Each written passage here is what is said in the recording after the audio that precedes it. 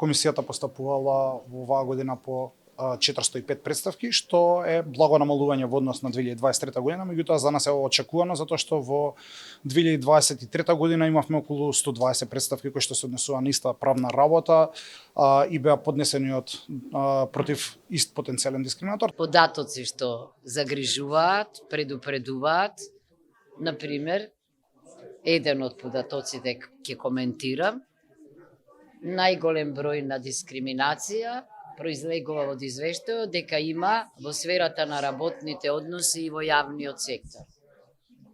Да, така изгледа, но јас мислам дека во приватниот сектор е скриен, невидлив и сигурно уште поголем.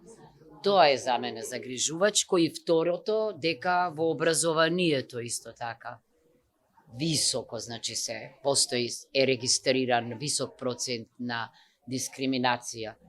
Напредокот во областа на индивидуалните права и слободи, како и конкретните действија против прекршувањата, се резултат на сериозната посветеност и професионализмот што ќе покажа Комисијата за спречување и заштита од дискриминација.